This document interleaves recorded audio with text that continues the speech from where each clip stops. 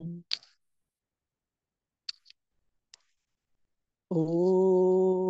नमो भगवते वासुदेवाय। ओम नमो भगवते वासुदेवाय। ओम नमो भगवते वासुदेवाय। नारायणं नमस्कृत्य नरं चैव नरोत्तमं देवीं सरस्वतीं व्यासं ततो जयमुदीरयेत्। नष्टप्रायेषु अभद्रेषु नित्यं भागवत सेवया भगवतीरुत्तमश्लोके भक्तिर्भवति नैष्टिकी। कृष्णाय वासुदेवाय देवकीनन्दनाय च नन्दगोपकुमाराय गोविन्दाय नमो नमः। ॐ अज्ञानतिमिरन्धस्य ज्ञानाञ्जनशलाकया चक्षुरुन्मिलितं येन तस्मै श्रीगुरवे नमः। श्रीचैतन्यमनोभीष्टं स्थापितं येन भूतले स्वयं रूप कदा मह्यं ददाति स्वपदान्तिकं। वन्देऽहं श्रीगुरो श्रीयुतापदकमलं श्रीगुरोन् वैष्णवांश्च। श्रीरूपं सागरजातां सहगना रघुनाथान्वितं तं सजीवं साद्वैतं सावधूतं परिजनसहितं कृष्णचैतन्यदेवं श्रीराधा कृष्णपदान् सहगना ललिता श्रीविशाखान्वितांश्च। हे कृष्ण करुणा सिंधु दीनबंधु जगत्पते गोपेश गोपिका कांत श्री राधा कांत नमोस्तुते। तप्त कांचन गौरांगी श्री राधे वृंदावनेश्वरी वृषभानुसुते देवी प्रणमामि हरिप्रिये। वाञ्छाकल्पतरुभ्यश्च कृपा सिन्धुभ्य एव च पतितानां पावनेभ्यो वैष्णवेभ्यो नमो नमः। नमः ॐ विष्णुपदाय कृष्णपृष्ठाय भूतले श्रीमते भक्तिवेदान्त स्वामिन् इति नामिने। नमस्ते सरस्वते देवी गौरवाणी प्रचारिणे निर्विशेष शून्यवादी पाश्चात्य देशतारिणे। कृष्ण चैतन्य प्रभु नित्यानंद श्री अद्वैत गदाधर श्रीवास आदि गौर भक्त वृंद। हरे कृष्णा कृष्ण कृष्ण हरे हरे हरे राम राम राम हरे हरे। हरे कृष्णा।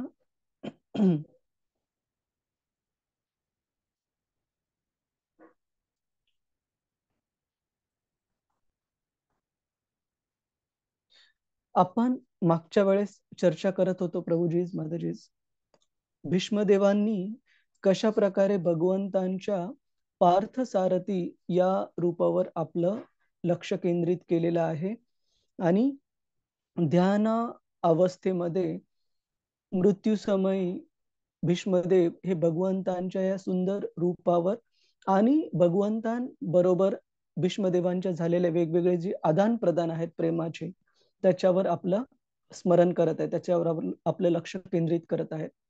आणि आपण पाहिलं कशा प्रकारे भीष्मदेवांचे जरी भगवंत कृष्ण पार्थसारथी या रूपामध्ये इष्ट देवता होते, आणि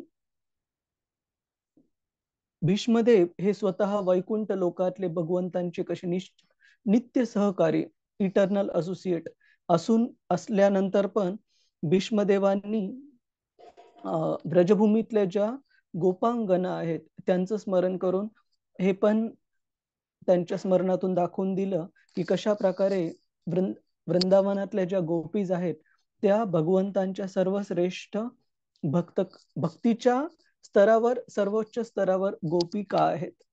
आणि आपण त्याबद्दल एक कथा मागच्या वेळेस चर्चा केलेली, कुणाच्या लक्षात आहे कोणती कथा होती ती थोडक्यामध्ये? की कशा प्रकारे भक्तीच्या स्तरावर जो भक्तीच्या सर्वोच्च स्तरावर गोपीज कशा आहेत बाकीच्या शुद्ध भक्तांच्या तुलनेमध्ये पण. कोणती कथा आपण चर्चा केलेली कुणाच्या लक्षात आहे? प्रभुजी, माताजी. हरे कृष्ण प्रभुजी, दंडवत प्रणाम धन्यवाद. प्रभुजी. तुम्ही होत्या का माताजी, रतिरूपा माताजी मागच्या वेळेस? हा, मी नव्हती पण मला माहितीये, मी व्हिडिओ पाहिला ना प्रभुजी. चालेल माताजी, एकदा प्रयत्न करा बाकीच्या भक्तांना पायांची ऐकून घ्या माताजी, बाकीच्या भक्तांना एकदा प्रयत्न करू द्या, जर त्यांना नाही आलं तर मग तुम्हाला विचार. ओके ओके ठीक आहे. ओके, हरे कृष्ण. आपला उद्देश आहे की ज्या भक्तांनी ऐकले त्यांना रिव्हिजन करवण्यासाठी. हरे कृष्ण. तर हरे कृष्ण प्रभुजी. हा, संजना माताजी. प्रभुजी, आपण ती कथा श्रवण केलेली लास्ट टाइमला की जेव्हा भगवान श्री कृष्ण बोलवायचे तेव्हा गोपिका आपलं सगळं विसरून त्यांच्याकडे जायची. म्हणजे त्यांना माहित होतं की आपण जर पकडलं गेलो तर आपल्याला परत या घरामध्ये घेणार नाही. तरी सुद्धा ते भगवंतांच्या प्रेमापोटी सगळं सोडून आपलं त्यांच्याकडे जायचे. हो, खूप छान संजना माताजी, की गोपींचं भगवंतांबद्दलचं समर्पण असं होतं की ज्या वेळेस भगवंतांनी आपल्या बासरीचा 5वा नोट, 5th नोट वाजवल्यानंतर गोपी ज्या वेळेस भगवंतांकडे गेल्या त्यावेळेस बऱ्याच जणींना जाण्यासाठी त्यांचे पती असू, त्यांचे वडील असू, घरातले सदस्य असू यांच्याकडून विरोध झाला. आणि काही गोपींच्या बाबतीत असं सांगितलेलं आहे भागवतामध्ये की त्यांना घरामध्ये मध्ये कोंडल्यानंतर त्यांनी स्वतःचा देहत्याग करून पण भगवंतांकडे त्या गेल्या. तर हे भगवंतांप्रतीच त्यांचं सर्वोच्च समर्पण दाखवलं जातं, जे की ह्या जगातल्या कोणत्याच दुसऱ्या गोष्टी ह्या भगवंतांच्या सेवेपेक्षा किंवा भक्तीपेक्षा त्यांच्यासाठी श्रेष्ठ नव्हत्या. खूप छान संजना माताजी. अजून एक आपण कथा चर्चा केलेली, अजून कोण सांगेल? प्रयत्न करा. गणेश कुलकर्णी प्रभुजी, हरे कृष्ण. प्रभुजी, तुम्ही बोलण्याचा प्रयत्न करत आहात पण आवाज नाही येत आहे. हरे कृष्ण. बाकीच्या भक्तांना आवाज येत आहे प्रभुजींचा? डिस्टर्बन्स आहे प्रभुजी. नाही येत आहे. प्रभुजी, काहीतरी माईक मध्ये इश्यू आहे बहुतेक, तुम्ही पुन्हा एकदा प्रयत्न करा. हरे कृष्ण. खूप डिस्टर्बन्स. हा, मनीषा माताजी. खूप डिस्टर्बन्स आहे गुरुजी. एक प्रकारचा वेगळा नॉइज येतोय मागणं. हो हो हो, प्रभुजींच्या माईक मध्ये कदाचित काही इश्यू आहे. कुणाला बाकीच्यांना प्रयत्न करायचा आहे? आपण कोणती कथा चर्चा केलेली मागच्या वेळेला? आपल्याला ती कथा लक्षात आहे का की ज्या वेळेस नारद मुनींनी वेगवेगळ्या योगींना, ऍक्च्युली भगवंतांनी नारद मुनींना सांगितलं सर्वश्रेष्ठ भक्त तुम्हाला ओळखायचा आहे तर तुम्ही काय करा, वेगवेगळ्या योगींकडे जा आणि त्यांच्या चरणाची धुली मागा, भगवंतांना डोकं दुखत आहे म्हणून. ही कथा लक्षात आहे आपल्या? आपण चर्चा केलेली. हो आहे. हा, तर कोणी सांगू शकेल थोडक्यामध्ये काय होती ती कथा? प्रयत्न करा, चुकलं तर काही हरकत नाही. हरे कृष्ण प्रभुजी, सांगण्याचा प्रयत्न करू का? हा, प्रांजली माताजी. येस माताजी. हरे कृष्ण प्रभुजी, दंडवत. हरे कृष्ण, दंडवत. तेव्हा श्रीकृष्णांचे डोकं दुखत असते म्हणून ते म्हणतात की कुणाच्या पायाची धूळ जर मला लावली तर मी दुरुस्त होईल, मग डोकेदुखी थांबेल. हा, थांबेल. तर मग पहिले रुक्मिणी माताजी जवळ जातात. अशा त्यांच्या जे 16,000 पटराणी असतात त्यांच्यापैकी कोणीच तयार होत नाही. मग ते गोपींकडे जातात. हा, आणि गोपींना वेगवेगळ्या विचारतात, योगींकडे पण जातात. वेगवेगळ्या योगींकडे जातात, पण कोणी तयार होत नाही. मग गोपींकडे जातात. मग गोपींना विचारतात की तुमच्या पायाची रज जर मिळाली तर श्रीकृष्णाचं डोकं थांबेल. तर मग गोपी एका क्षणात तयार होतात. पण त्याच्यासोबत ते हे पण सांगतात की जर तुम्हाला ही धूळ दिली तर तुम्हाला जन्मोनजन्मी कदाचित नरकात पण नरकात पण जावं लागेल. मग तेव्हा गोपी म्हणतात श्रीकृष्णांसाठी आम्ही काहीही करायला तयार आहे, जन्मोजन्मी नरकात पण राहायला तयार आहे. आणि एका क्षणार्धात ते तयार होतात रज दिलीसाठी. आणि त्या म्हणतात की आम्हाला जन्मोनजन्मी नरक यातना भोगावं लागले तरी चालतील, जर या रजधुलीमुळे श्रीकृष्णांचं डोकंदुखी किमान एका क्षणासाठी जरी थांबत असेल तरी. म्हणजे भगवंतांना एका क्षणासाठी चांगलं वाटण्यासाठी पण गोपी ह्या अनंत काळासाठी नरकामध्ये राहण्यासाठी तयार होत्या. तर यावरून आपल्याला कळतं की कशा प्रकारे भक्तीच्या वेगवेगळ्या स्तरांमध्ये गोपींचं स्थान कसं सर्वोच्च आहे. आणि आपण 5 प्रकारचे भक्तीमधले जे वेगवेगळ्या प्रकारचे भक्त भगवंतांशी कसे वेगवेगळ्या रसामध्ये जोडलेले असतात ते पण पाहिलं. लक्षात आहे ते 5 रस कोणते? प्रयत्न करा. जरी त्या एक्झॅक्टली त्या 5 रसांचं नाव जरी नाही लक्षात राहिलं तरी त्याचे उदाहरणं लक्षात आहेत आपल्याला. पहिला कोणता होता? माधुर्य रस, साख्य रस, दास्य रस. हा, तर सर्वात पहिला कोणता होता? शांत रस सर्वात पहिला. आणि शांत रसाची उदाहरणं कोणती पाहिले आपण? वृंदावन मधलं गवत असू किंवा भगवंतांचे जे पॅरेफर्नेलियाला आपण मराठीत काय म्हणतो? आहेत त्यांच्या बरोबर जे असतात ते सोबती. हा, की जे भगवंतांना न्यूट्रॅलिटी शांत रसामध्ये सर्व करतात. उदाहरणार्थ भगवंतांचे जे भगवंत वापरणाऱ्या वेगवेगळ्या गोष्टी आध्यात्मिक जगतामध्ये, त्यांची उशी, त्यांचा बेड, हे पण भगवंतांना शांत रसामध्ये सेवा करत आहेत. आणि शांत रसानंतर पुढचा आपण ऐकला पार्षदगण पण शांत रसामध्ये येतात का प्रभूजी? हा, कोण माताजी? स्वप्नाली माताजी, पार्षदगण सुद्धा शांत रसामध्ये येतात का? म्हणजे जय विजय वगैरे जे त्यांची सेवा करत असतात ते दास्य रसामध्ये माताजी, जय विजय. ठीक आहे. तर शांत रसानंतर पुढचं आहे दास्य रस. तर जसं जय विजय एक उदाहरण आता माताजींनी सांगितलं. आणि आपण दुसरं मुख्य उदाहरण कोणतं चर्चा केलेलं? मारुती. हा, हनुमानजी. मारुती किंवा हनुमानजी. शबरी पण येईल ना प्रभूजी? शबरी पण येईल ना दास्य? शबरी आणि भक्तांचे अनंत भक्त जे की त्यांना स्वामी आणि स्वामींचे दास या रूपामध्ये सेवा करतात, ते सर्व. लक्ष्मीजी पण यामध्ये येतात, कारण लक्ष्मीजी ह्या भगवंतांच्या वैकुंठ धामामध्ये नित्य अर्धांगिनी असताना पण त्या नेहमी कोणती सेवा करत राहतात? वैकुंठ धामामध्ये भगवंतांच्या पाद सेवा करतात. आणि असं सांगितलं जातं की वैकुंठातले जे फ्लोअर्स आहेत, म्हणजे वैकुंठातले जे फ्लोअर्सला आपण मराठीत काय ज्या फरशा आहेत किंवा ज्या भिंती आहेत त्या सर्व एकदम चकाचक आहेत. परंतु वैकुंठ जगत एवढं स्वच्छ असताना पण लक्ष्मीजी, आणि एक लक्ष्मी नाही, ब्रह्मसंहितेत सांगितलं की हजारो लक्ष्मी या नियमितपणे भगवंतांच्या सेवेमध्ये ते वैकुंठातले जे फ्लोअर्स आहेत ते भिंती सर्व स्वच्छ करण्यामध्ये नेहमी गुंतलेले असतात. तर हेतू हा नाहीये की वैकुंठ स्वच्छ राहा, वैकुंठ अगोदर पासूनच स्वच्छ आहे, परंतु भगवंतांच्या सेवेमध्ये त्यांना ती रुची आहे. तर त्या दास्य रसामध्ये हनुमानजी आले, लक्ष्मीजी आले आणि बाकीचे भगवंतांचे भक्त जे भगवंतांना स्वामी रूपामध्ये आणि स्वतःला दास्य रूपामध्ये भगवंतांच्या सेवेमध्ये जोडतात. तर शांत रस झाला, दास्य रस झाला. पुढचा कोणता? वात्सल्य रस. वात्सल्य रसाच्या अगोदर एक आहे साख्य रस. लक्षात आहे साख्य रस? साख्य रसाची उदाहरणं कोणते पाहिले आपण? अर्जुन आणि गोप सवंगडी. हा, सुदामा, श्रीदामा, मधुमंगल, अर्जुन हे सर्व भगवंतांचे साख्यरसामधले भक्त आहेत.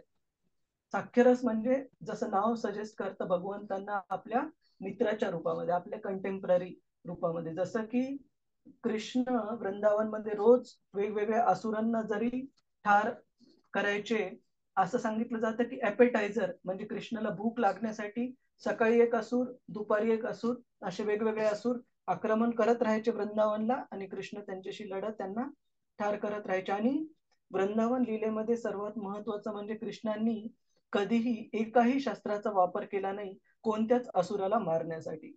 मग ती पूतना असू, तो शकटासूर असू, तृणावर्त असू, आघासूर असू, बकासूर असू, कोणतेही असुर असू, भगवंतांनी केवळ आणि केवळ आपल्या हातांनीच कोणतेही शस्त्र न वापरता या सर्व असुरांचा वध केला. परंतु असं भागवतामध्ये सांगितलेलं आहे की भगवंतांचे जे मित्र होते गोप बालक, भगवंतांच्या असलेल्या प्रेमामुळे ते कधीच त्यांना असं वाटायचं नाही की कृष्ण हे पूर्ण पुरुषोत्तम भगवंत आहेत. ते विचार करायचे की कृष्ण हे जर एवढे शक्तिशाली आहेत, एवढ्या मोठ्या मोठ्या असुरांना मारू शकतात, तर मग मी कृष्णाला असंच हरू शकतो, कुस्तीमध्ये म्हणा, बाकीच्या खेळांमध्ये म्हणा. त्याच्यामुळे शक्यच नाही की कृष्ण पूर्ण पुरुषोत्तम भगवान असणे, कारण हे भक्त भगवंतांची साख्य रसामध्ये जोडले गेलेले आहेत. त्याच प्रकारे आपण भगवद्गीतेमध्ये 11व्या अध्यायामध्ये पाहतो, विभूती योग जो अध्याय आहे, अर्जुन भगवंतांना प्रार्थना करतात भगवंतांचं विश्वरूप पाहिल्यानंतर की हे प्रभू, कृपया तुम्ही मला माफ करा, कारण मी तुम्हाला आतापर्यंत माझा कंटेम्पररी म्हणजे माझ्या बरोबरचा समजत होतो, आणि त्या बरोबरच्या समजण्यामध्ये मी तुम्हाला कधी हे सखा, हे कृष्ण अशा प्रकारे संबोधित करत राहिलो. पण आता तुमचं विश्वरूप बघून मला कळतंय की ही किती मोठी चूक होती माझ्याकडून, तुम्हाला माझ्या बरोबरचं समजणं. अशा प्रकारचे भक्त हे कृष्णाच्या साख्यरसामध्ये जोडलेले आहेत. साख्यरसानंतर पुढचा कोणता प्रभूजी, माताजी? माधुर्य रस. वात्सल्य रस. माधुर्य रसाच्या एक स्टेज अगोदर वात्सल्य रस. आणि या वात्सल्य रसामध्ये कोणते भक्त भगवंतांशी जोडलेले आहेत?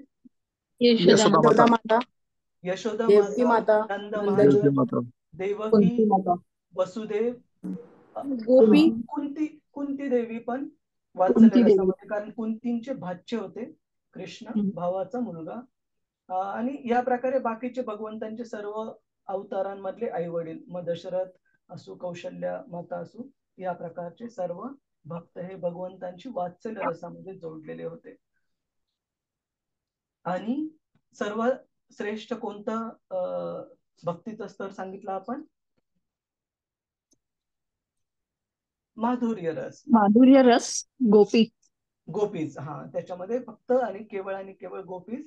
आणि काही अंशी जरी तो पूर्ण माधुर्य रसात नाही, तर द्वारकेतल्या पटराणीच भगवंतांच्या, परंतु त्या पूर्ण माधुर्य रसामध्ये नाही, कारण त्या भगवंतांच्या सेवाभावामध्ये पण भगवंतांचं सेवा करत आहेत. परंतु गोपीज ह्या पूर्णपणे माधुर्य रसामध्ये. आणि एवढे महान भक्त गोपीचं जे भगवंतांबद्दलचं समर्पण सांगतात, तर त्या समर्पणामधून आपल्याला एक गोष्ट कळते की हे समर्पण आपण भौतिक जगातल्या जे काही केवळ म्हटलं जाणारं जे प्रेम आहे त्याच्याशी आपण तुलना करू शकत नाही. कारण भौतिक जगातलं प्रेम हे आकर्षण राहतं, परंतु आध्यात्मिक जगतामध्ये जे गोपींचं आहे ते समर्पण आहे पूर्णतः. आणि असं सांगितलं जातं की भौतिक जगातलं सर्वश्रेष्ठ म्हणजे भगवंतांचं त्यांच्या शुद्ध भक्तांविषयी असणाऱ्या प्रेमाच्या जे जवळ येऊ शकणारं जे प्रेम आहे थोडस, ते आहे एका आईचं आपल्या बाळाप्रतीचं प्रेम. जे की सांगितलं जातं की भौतिक जगातलं सर्वात शुद्धामध्ये ते सर्वात शुद्ध येतं, कारण ते जे समर्पण असतं की बाळ कधी कधी त्याचे गुण कसे असू द्या, ते दिसायला कसे असू द्या, वागायला कसे असू द्या, परंतु आईसाठी ते नेहमी सर्वात प्रिय राहतं. तर ते जे सांगितलं जातं ते भगवंतांच्या शुद्ध भक्त विषयीचं जे प्रेम आहे त्याच्या थोडस जवळ आहे. ठीक आहे. बाकीचा कुणाला काही प्रश्न आहे प्रभूजीच, माताजीच? हरे कृष्ण. हरे कृष्ण प्रभूजी. हा, किरण जाधव प्रभूजी. यस प्रभूजी. बलराम हे श्रीकृष्णाचे भक्त समजायचे की आणि असतील तर ते कोणत्या रसामध्ये असतील? खूप खूप छान प्रश्न आहे प्रभूजी. इनफॅक्ट मला पण हे सांगायचं होतं पण मी विसरलो सांगताना, की बलरामजी हे भगवंतांना 5ही रसामध्ये सेवा करतात आणि कशा प्रकारे ते आपण पाहू. तर सर्वात अगोदर शांतरस.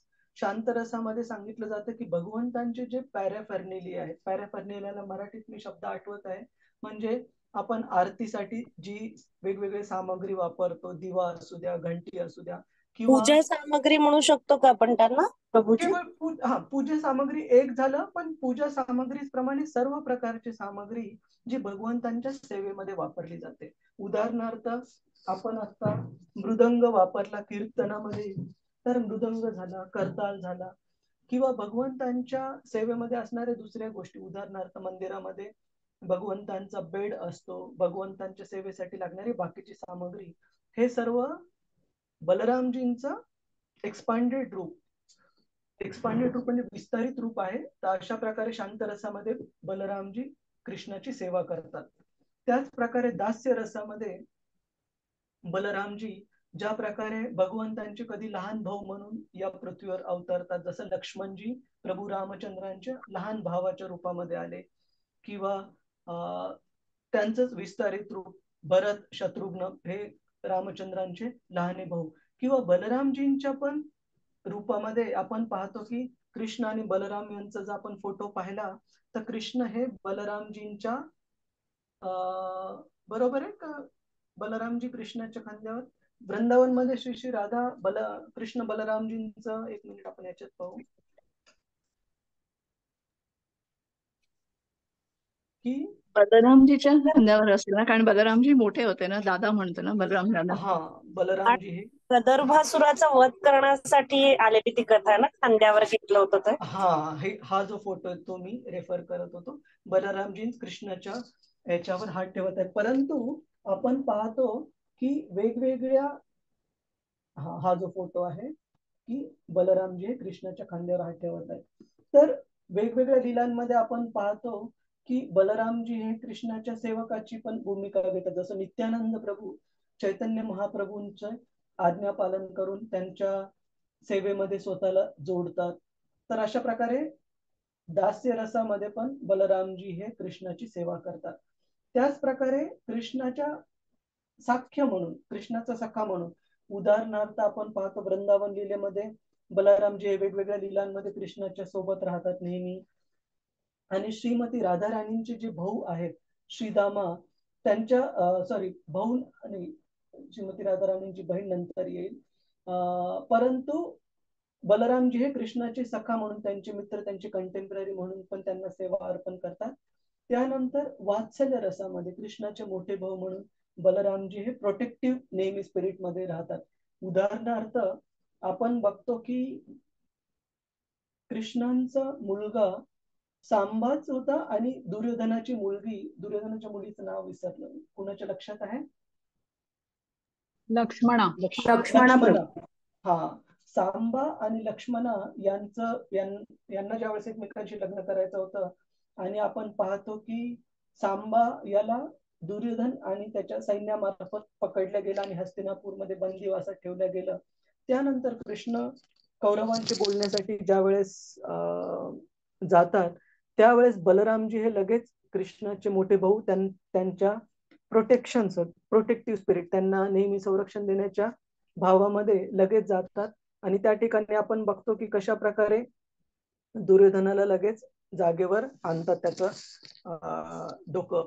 किंवा वेगवेगळ्या कृष्णांच्या लीलांमध्ये आपण बघतो बलरामजींचं नेहमी कसा मोठा भाऊ म्हणून कृष्णाला, जर कृष्ण पूर्ण पुरुषोत्तम भगवंत असले तरी नेहमी आपल्या लहान भावाला संरक्षण देण्याचा भाव असतो बलरामजींचा. अशा प्रकारे ते वात्सल्य भावामध्ये पण कृष्णाची सेवा करतात.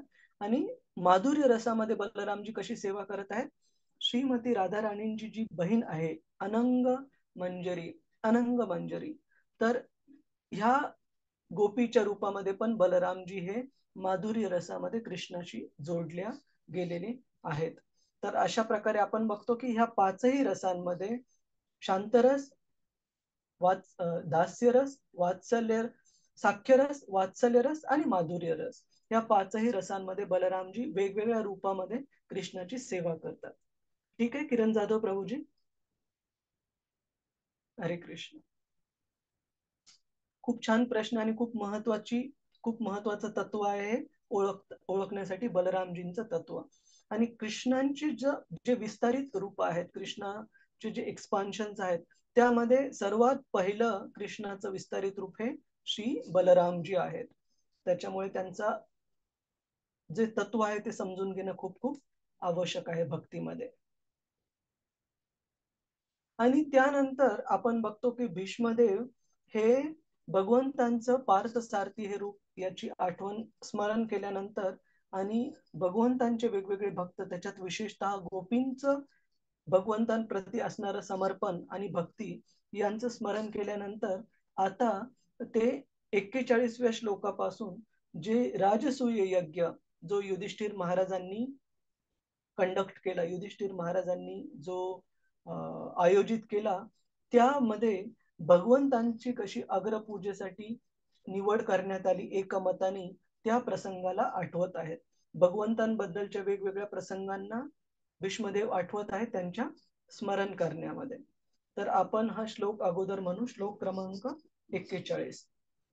अजून कुणाचा काही प्रश्न, काही जिज्ञासा आहे प्रभूजी माताजी पुढे जाण्या अगोदर? आपण करतो भक्ती करतो वन बाय वन. मनीषा माताजी काय आपण कोणत्या रसामध्ये, म्हणजे आपल्याला कुठल्या रसामध्ये घंटलं जातं? आपण सुरुवातीला किमान साधना भक्तीच्या आपल्या स्तरावर माताजी भगवंतांची कधीही दास्य रूपामध्ये भक्ती सुरू करायला पाहिजे. आपण कधी प्रीमॅच्युअरली म्हणजे परिपक्व नसताना अगोदरच भगवंतांना स्वतःला हायर स्तरावर समजायला नाही पाहिजे. दास्य रसामध्ये भगवंतांची आपण भक्ती करतो सुरुवातीच्या साधना भक्तीच्या स्तरावर, आणि नंतर ज्या प्रकारे आपली भक्तीमध्ये प्रगती होत जाते त्या प्रकारे भगवंत निश्चित आपल्याला दर्शवतील. आध्यात्मिक जीवनामध्ये आपली भगवंतांच्या प्रती प्रत्येकाचं, आपल्यापैकी प्रत्येक व्यक्तीचं भगवंतांविषयी एक विशेष संबंध आहे या 5 रसांमध्ये. कुणी दास्य रसामध्ये, कुणी शांत रसामध्ये, कुणी साख्य रसामध्ये, कुणी वात्सल्य रसामध्ये. आपला भगवंतांची वेगवेगळ्या प्रकारे आपण नित्य आपलं स्थान आहे आध्यात्मिक जगतामध्ये, पण भगवंत ते हळूहळू दाखवतील आपलं परिपूर्णता प्राप्त करवताना. ठीक आहे माताजी? हो प्रभूजी, धन्यवाद. संजना माताजी, तुम्हाला काही विचारायचं होतं? हो प्रभूजी, जसं भगवंतांचे गोपी वगैरे म्हणून एक असं ग्रुप आहे, तसं बलरामजी सुद्धा रासलीला करायचं असं वर्णन ऐकलेलं मी. हो, तर सर्वात अगोदर ना दुसरा जो मुद्दा आहे त्याच्यावर येण्याच्या अगोदर पहिल्या मुद्द्याला जाईल की तुम्ही म्हटलं की भक्तांचा पण गोपीज वगैरे जो ग्रुप आहे, तर जे आध्यात्मिकवादी, मी त्यांना भक्त पण म्हणत नाही, जे आध्यात्मिकवादी व्यक्ती स्वतःला भक्तीमध्ये परिपूर्णता समर्पण नसताना भक्तीच्या सर्वोच्च स्तरावरच्या भक्तांशी स्वतःची तुलना करतात, त्याला सहजिया म्हटलं जातं. सहजिया जसं शब्द दर्शवतो की असे भक्त भक्तीच्या स्तरांना खूप चिपली म्हणजे खूप स्वस्तात घेतात, आणि त्यामुळे भगवंतांविषयी ती भक्तीची परिपूर्णता प्रगल्भता नसताना पण स्वतःला त्या स्तरावर भगवंतांची आदान प्रदान करण्याची, त्याला म्हणतात अनुकरण, जे की भक्तीसाठी खूप हानिकारक आहे. कारण असे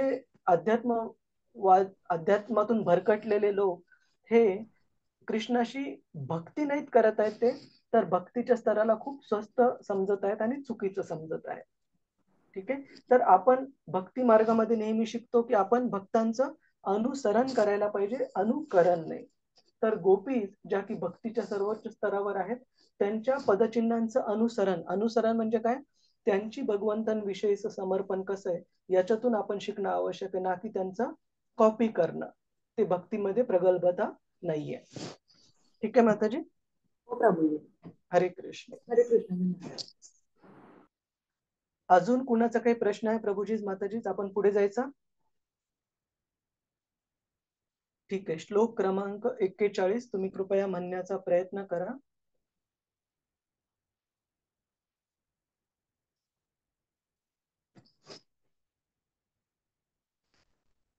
मुनिगण नृपवर्य संकुलेन्तः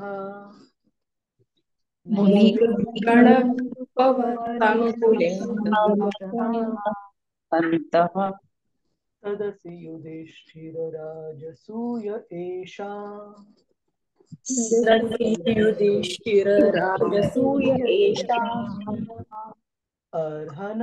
अर्हनम् उपपेद ईक्षणीयो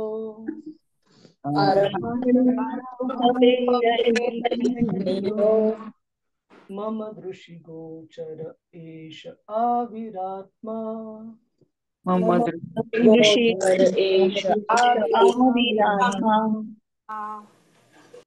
आपल्यापैकी कुणाला वाचायला आवडेल? हरे कृष्ण. प्रभूजी मी वाचू? हा, कोण आधी म्हटलेलं? संजना माताजी तुम्ही वाचा, पुष्पा माताजी तुम्ही पुढचा वाचा, आणि प्रांजली माताजी तुम्ही त्याचा पुढचा वाचा. आपण ह्या ऑर्डर मध्ये जाऊ.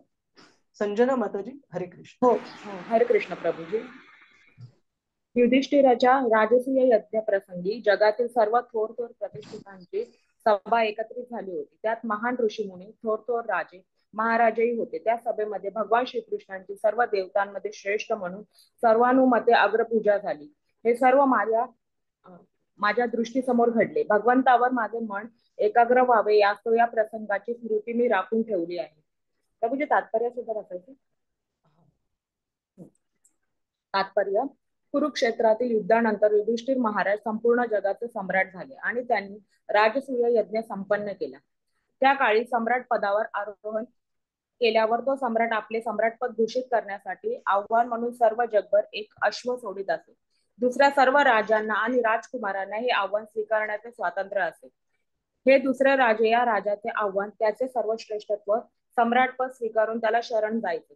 परंतु ज्याने त्याचे आव्हान स्वीकारले आहे त्या राजाच्या सैन्याशी लढून व त्याला पराजित करून पदकांक्षी राजाला आपले सम्राटपद सिद्ध करावे लागत असे. जर त्यात त्याचा पराभव झाला तर त्याला देहत्याग करावा लागे व दुसऱ्याला राज्यपद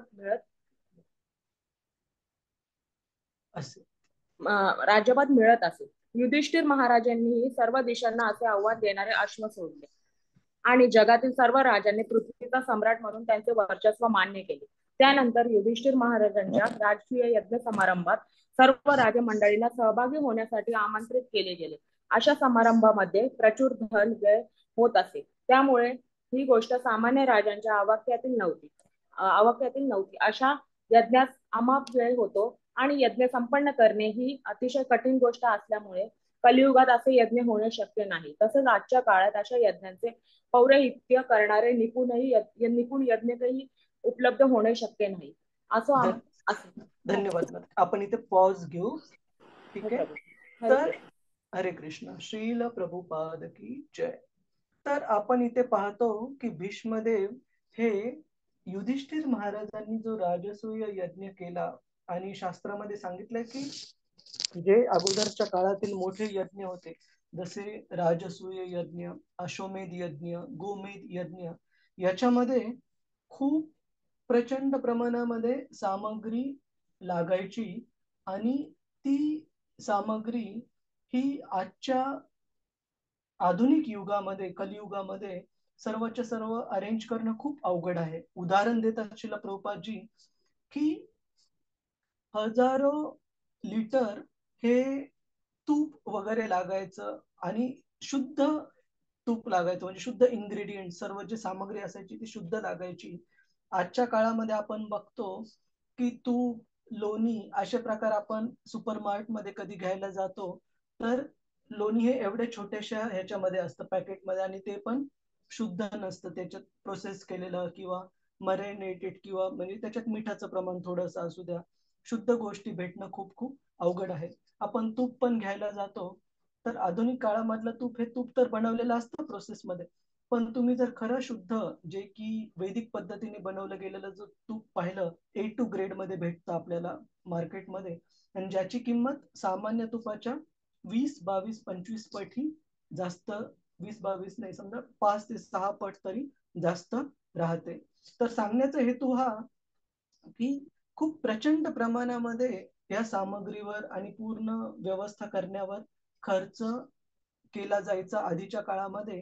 कारण की सत्ययुग, त्रेतायुग, द्वापरयुग आणि कलियुग ह्या 4 युगातले जे युगधर्म आहेत ते त्या प्रकारचे बनलेले आहेत. जसं की आपण सत्ययुगामध्ये युगधर्म कोणता आहे प्रभूजीच माताजी?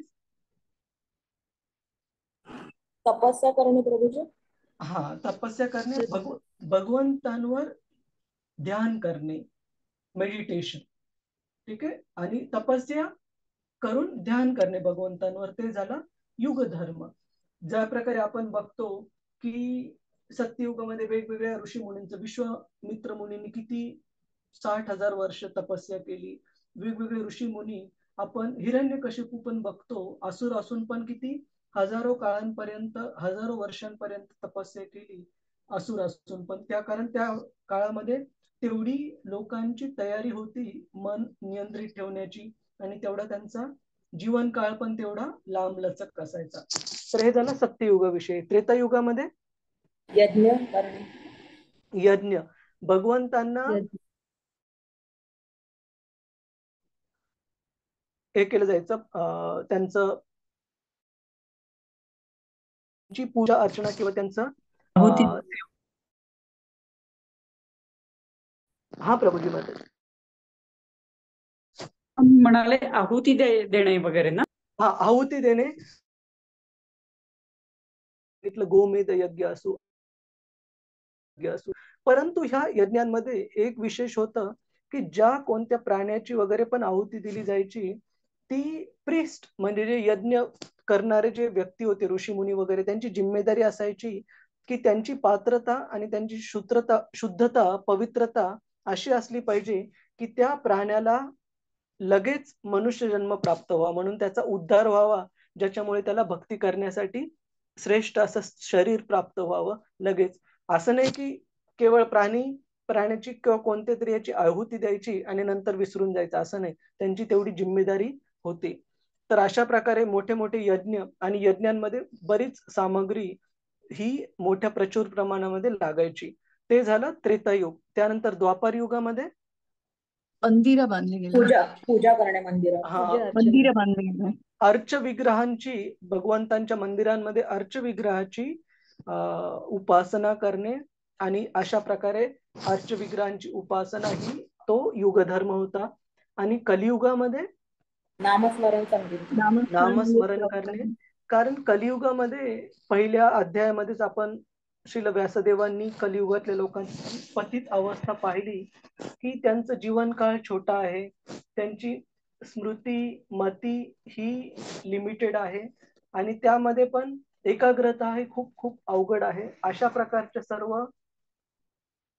अवगुण जास्त आहेत आणि चांगले गुण हे खूप सीमित मात्रेमध्ये आहेत.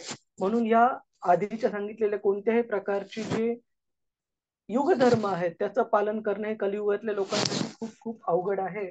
म्हणून त्यांच्यासाठी सर्वात सोपं युगधर्म हा भगवंतांचं नामस्मरण या रूपामध्ये सांगितलेला आहे.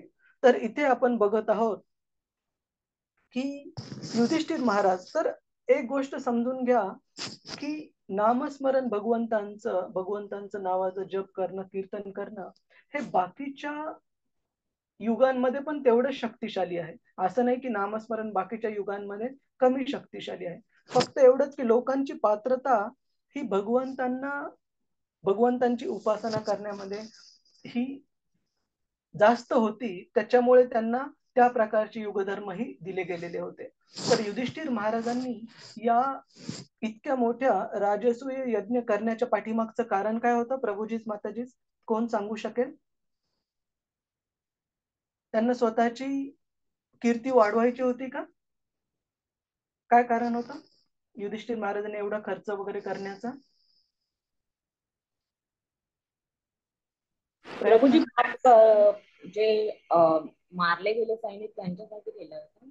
अजून तर त्यांना सम्राट म्हणून घोषित करायचं होतं. हा, पण सम्राट म्हणून घोषित करणे, धर्मस्थापना आपले उत्तर जवळ आहे. परंतु प्रभूजी मी सांगू? हा माताजी. भगवान श्रीकृष्णांना पूर्ण पुरुषोत्तम म्हणून जी आहे त्याप्रमाणे पूजा करायची होती. हा, भगवान कृष्णांना पूर्ण पुरुषोत्तम भगवान या रूपामध्ये मान सन्मान देणे, जेणेकरून फक्त युधिष्ठिर महाराजांना पांडवांना तर माहितीच होतं, परंतु जगासमोर पण भगवंतांना पूर्ण पुरुषोत्तम भगवान याच्यामध्ये म्हणजे सर्वश्रेष्ठ व्यक्ती म्हणून राजसूय यज्ञामध्ये जी अग्रपूजा होती त्याच्यामध्ये कृष्णांना तो मान सन्मान देणे, सर्वसामान्य लोकांना भगवंतांचा स्तर कळण्यासाठी. तर हा एक आणि एकमेव उद्देश युधिष्ठिर महाराजांचा होता. आणि त्यांनी राज्य स्वीकारण्यामध्ये पण जसं आपल्यापैकी काही भक्तांनी सांगितलं की धर्माचं राज्य आणणं, जेणेकरून भगवंतांची यश आणि कीर्ती गाथा ही सगळीकडे पसरावी. तर भगवंतांच्या भक्तांचा हेतू कधीच हा नसतो की स्वतःला एक सर्वश्रेष्ठ राजा म्हणून स्थापित करणे, परंतु भगवंतांचा दास म्हणून जगापुढे मांडणे. तर इथे बघतो आपण की या राजसूय यज्ञामध्ये ज्या वेळेस भगवंतांनी इतक्या छान प्रकारे अग्रपूजा अर्पण करण्यात आली, त्यानंतर आपण बघतो की त्या सभेमध्ये काही जे भगवंतांप्रती हेवा दावा ठेवणारे, ईर्ष्या ठेवणारे व्यक्ती पण होते, जसे शिशुपाल. आणि त्यांना ही खूप न सहन करण्यासारखी गोष्ट होती, असह्य अशी गोष्ट होती भगवंतांचा अशा प्रकारे सर्वश्रेष्ठ व्यक्ती म्हणून सन्मान होणे. आणि त्या ठिकाणी आपण बघतो, नंतर तात्पर्य मोठं आहे म्हणून मी थोडक्यात सांगतो की महान ऋषीमुनी यांना पण तिथे आमंत्रित केलेलं होतं, जेणेकरून भगवंतांची जी यशोकीर्ती आहे ती अशा प्रामाणिक महान व्यक्तींकडून पसरली जावी.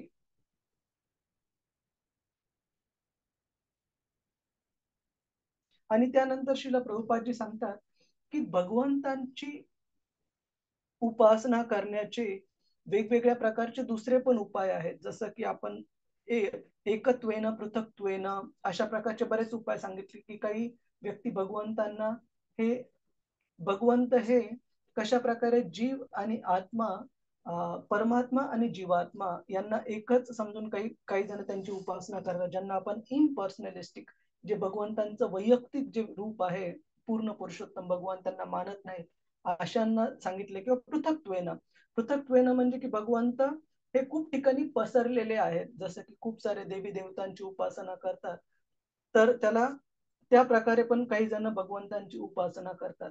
परंतु भक्त जे आहेत ते हे जाणतात की भगवंत हे एकच आहे आणि भगवंतांचे आपण सर्व काय आहेत, अंश आहोत, विस्तारित अंश आहोत, part and parcel of Lord Krishna.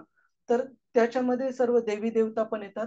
तर अशा प्रकारे भक्त भगवंतांना समजून घेतात की नित्यो नित्यानाम चेतनस चेतनानाम, म्हणजे भगवंत हे सर्व नित्य जीवांमध्ये सर्वश्रेष्ठ नित्य आहेत.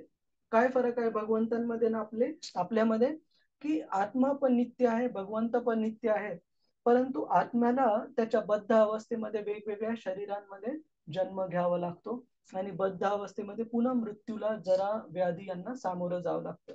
परंतु भगवंत यांचा जन्म हा त्यांच्या स्वेच्छेने होतो. त्यांनी ठरवून दिलेल्या घरामध्ये, म्हणजे आई वडिलांच्या पोटी त्यांनी ठरवून दिलेल्या स्थितीमध्ये जन्म होतो आणि एका बद्ध जीवाचा जन्म हा त्या बद्ध जीवाच्या हातामध्ये नसतो. तर अशा नित्य व्यक्तींमध्ये भगवंत सर्वश्रेष्ठ हे नित्य आहेत. नित्यो नित्यानाम चेतनस चेतनानाम, चेतनस चेतनानाम म्हणजे आपल्याला एका ठराविक स्तरापर्यंत माहिती आहे. उदाहरणार्थ आता जर तुम्ही मला विचारलं की सकाळी ब्रेकफास्ट मध्ये जो प्रसाद घेतला तो शरीरामध्ये कशा प्रकारे त्याचं विघटन होत आहे आणि ऊर्जा कशी निर्माण होत आहे, तर मला सांगणं अवघड जाईल, कारण शरीरामध्ये काय सुरू आहे आपल्याला एका लिमिटेड स्तरापर्यंत माहिती आहे. परंतु भगवंतांना सर्व चेतनांचे स्वामी म्हटलं जातं, म्हणजे प्रत्येक जीवाच्या हृदयामध्ये काय सुरू आहे हे भगवंतांना एका ठिकाणी बसल्या माहिती राहते. नित्यो नित्यानाम चेतनस चेतनानाम एको बहुनाम यो विदधाती कामान. एको बहुनाम म्हणजे खूप साऱ्या जीवांचे जे कोणती इच्छा आहेत त्या पूर्ण करणारे अंततः केवळ आणि केवळ भगवंत आहेत. नित्यो नित्यानाम चेतनस चेतनानाम एको बहुनाम यो विदधाती कामान. तर अशा प्रकारे भगवंतांना भक्त हे ओळखतात, स्वीकारतात. आणि जे इम्पर्सनलिस्टला आपण मराठीमध्ये काय म्हणतो, मायावादी. जे मायावादी व्यक्ती आहेत ते भगवंतांना त्यांचं व्यक्तिशः रूप मानत नाहीत भगवंतांचं. निर्विशेषवादी, बरोबर. तर आपण पुढे जाऊ. भगवान जेव्हा देह धारण करून लोक समाजात वावरत होते तेव्हा विशेषतः कुरुक्षेत्रावरील युद्धाच्या काळी त्या काळातील सर्वश्रेष्ठ व्यक्तिमत्व म्हणून त्यांना सर्व लोकांची मान्यता मिळाली होती. म्हणजे प्रभुपादजी तात्पर्यामध्ये सांगत आहेत की भगवंत माणसासारख्या दिसणाऱ्या रूपामध्ये जरी या पृथ्वीवर आले तरी सामान्य माणसामध्ये आणि भगवंतांमध्ये नेहमीच फरक राहतो. ते सामान्य लोकांमध्ये आविर्भाव जन्म घेऊन पण असामान्य राहतात आणि त्याचप्रमाणे मनुष्य हे कधीही कितीही कोणत्याही स्तरावर पात्र झाला तरी तो कधीही देवामध्ये रूपांतर होत नाही. म्हणजे आपण नेहमी भगवंतांचे अंश आणि त्यांचे सेवकच राहू आणि भगवंत हे नेहमी आपले स्वामीच आहेत. हरे कृष्ण. भगवंत व्यक्तिशः उपस्थित असले तरी ते मानव प्राणी असत नाहीत. भगवंत श्रीकृष्णांच्या संदर्भात मानवत्वाचा आरोप लागू पडत नाही. म्हणजे humans are made as a copy of God. जसं आपण म्हणतो की मी कुर्ता घातलेला आहे की आपण शर्ट घालतो, तर शर्ट शिवलेला असतो आपल्या शरीराच्या आकाराप्रमाणे. आपलं शरीर हे शर्टच्या आकाराप्रमाणे नाहीये. शर्ट हा शरीराच्या आकाराप्रमाणे बनवलेला आहे. त्याचप्रमाणे मानव प्राणी हा भगवंतांच्या प्रमाणे बनवला गेलेला आहे. सर्व प्राणी मात्रांमध्ये सर्वश्रेष्ठ असा. परंतु भगवंत हे मानव नाहीयेत, ते नेहमी पूर्ण पुरुषोत्तम भगवान आहेत. कुणाला काही क्वेरी आहे प्रभुजी माताजी याच्यावर? हरे कृष्ण. प्रभुजी मी विचारू? हा माताजी. आता वेगवेगळे संत पुरुष वगैरे झालेले आहेत, मग आपण त्यांना देवाच्या रूपामध्येच बघतो ना? आपण त्यांना नेहमी भगवंतांच्या शुद्ध भक्ताच्या रूपामध्ये पाहायला पाहिजे माताजी. भगवंतांचं जे रूप आहे ते सच्चित आनंद रूप आहे. आपण क्वालिटेटिव्हली म्हणजे सच्चित आनंद ह्या क्वालिटीला आपण मराठीत काय म्हणतो, या गुणांमध्ये आपण आहोत, पण आपण एकदम सूक्ष्म आहोत माताजी. उदाहरणार्थ एक खूप मोठ्या प्रमाणामध्ये कोणत्या गोष्टीचं हे आहे, सागर आहे, उदाहरणार्थ समुद्राचं पाणी, ज्याच्यामध्ये खूप अनंत मात्रेमध्ये मिठाचं प्रमाण आहे. परंतु एक जर आपण त्याचा थेंब घेतला तर त्या थेंबामध्ये पण मिठाचं प्रमाण आहे, पण खूप छोट्या रूपामध्ये आहे, सूक्ष्म रूपामध्ये आहे. त्याच प्रकारे आपण भगवंतांचे अंश आहोत. त्याच्यामुळे आपलं जे स्थान आहे ते नेहमी भगवंतांच्या सेवेमध्ये आहे. मग जे महान संत ऋषी आहेत त्यांच्यामध्ये आणि आपल्यामध्ये फरक काय की त्यांच्या शुद्ध भक्तीच्या स्तरावर राहून त्यांनी भगवंतांचं जे अंश रूपामध्ये जे सर्वश्रेष्ठ गुण आहेत जे की मनुष्य प्राप्त करू शकतो ते त्यांच्यामध्ये प्राप्त झालेले आहेत. परंतु आपल्यामध्ये आपल्या बद्ध अवस्थेमध्ये ते गुण हे झाकल्या गेलेले आहेत. म्हणजे उदाहरणार्थ ब्रह्माजी यांच्याबद्दल सांगितलं जाते की सर्व जीवांमध्ये सर्वश्रेष्ठ जास्तीत जास्त चांगले गुण जो कोणी प्राप्त करू शकतो ते व्यक्ती हे ब्रह्म बनू शकतात. म्हणजे ह्याच्यामध्ये वर्णाश्रम व्यवस्थेमध्ये जो कोणी वर्णाश्रम व्यवस्थेचं परिपूर्ण पालन करेल त्यांना ब्रह्माजींचं स्थान प्राप्त होऊ शकतं. तर बद्ध जीवांमध्ये सर्वश्रेष्ठ स्तर हा पण भगवंतांची कधीही बरोबरी करू शकत नाही माताजी. ठीक आहे.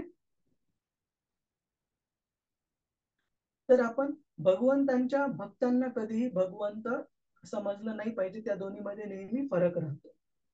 कुणाला काही प्रश्न आहे प्रभुजी माताजी याच्यावर? हरे कृष्ण. हरे कृष्ण प्रभुजी.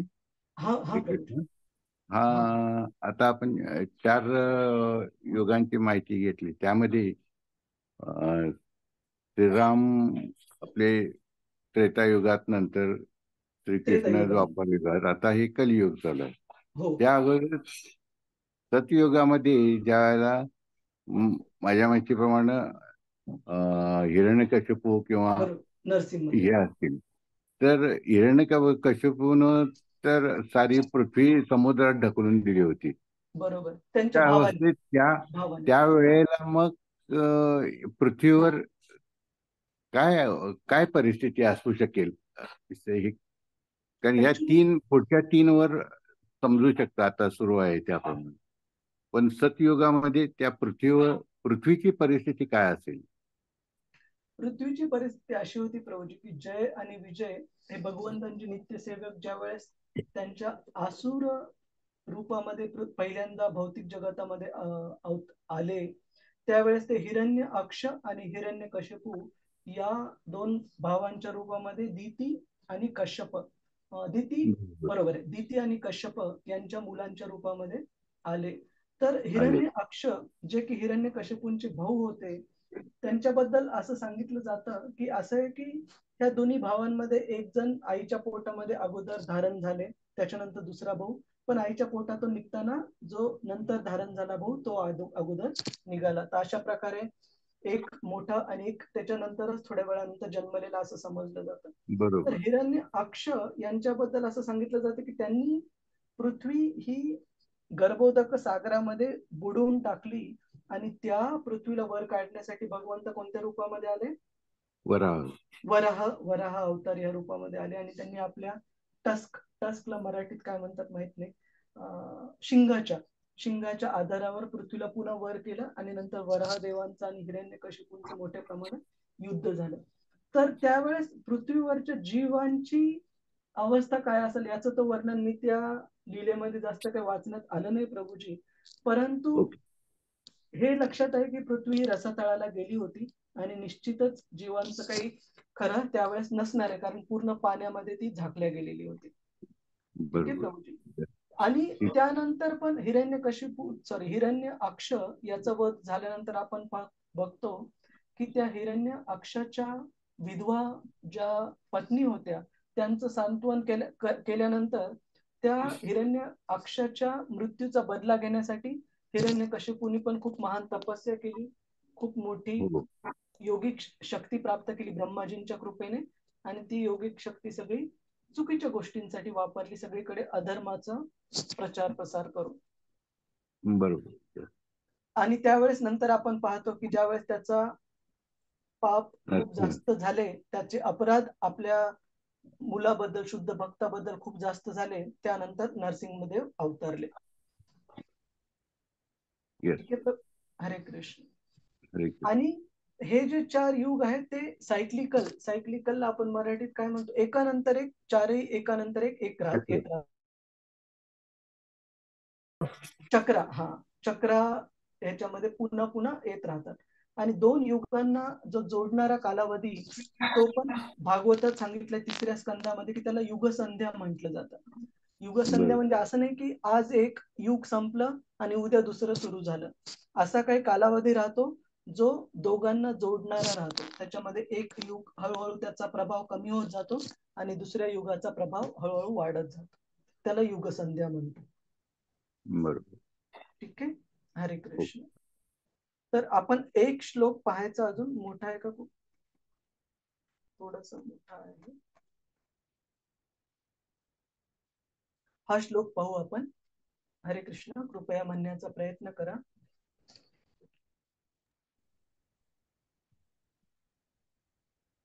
तमीमहद्भजं शरीर भाजा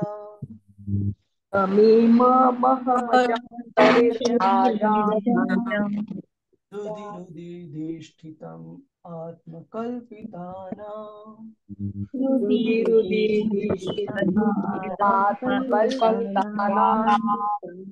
प्रतिदृश इव नैकधार्कमेकम्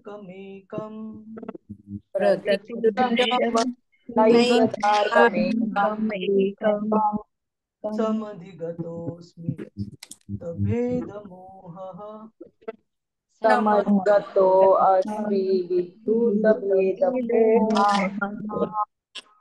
हरे कृष्ण.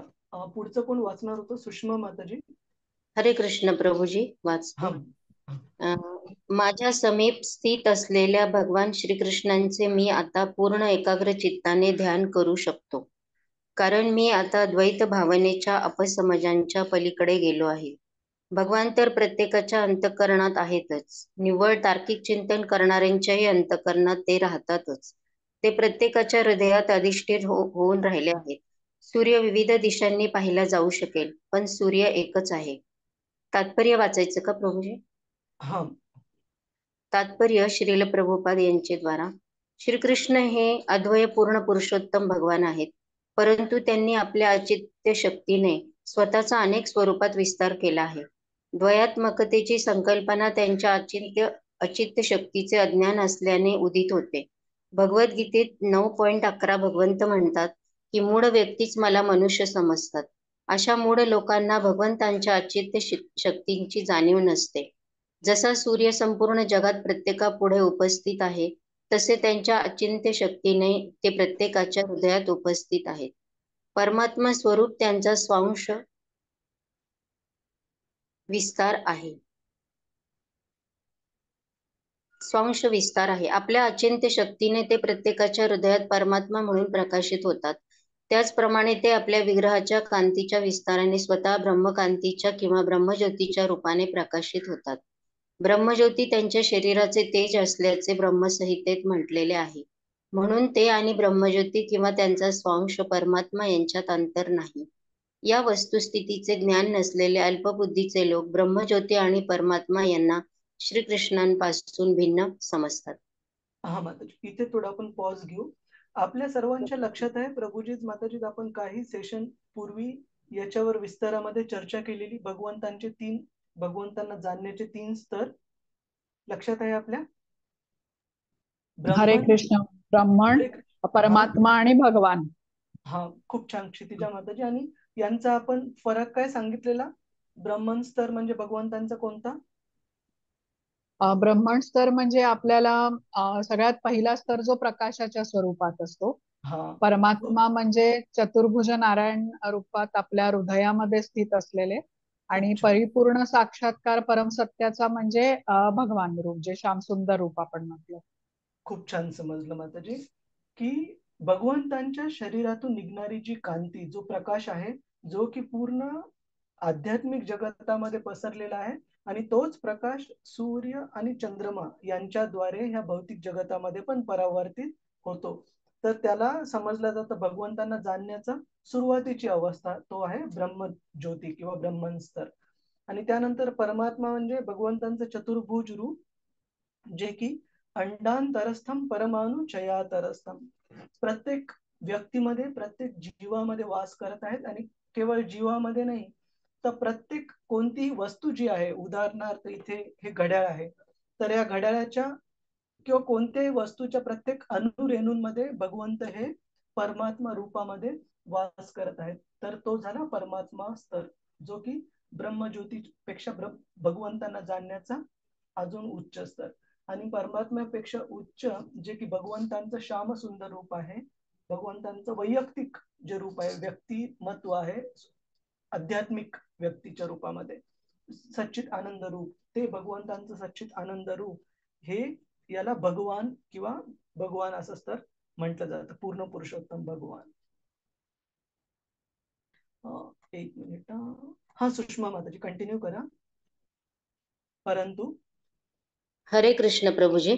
परंतु असा द्वयात्मकतेचा मिथ्या समज भीष्मदेवांच्या मनातून पूर्ण निघून गेलेला आहे.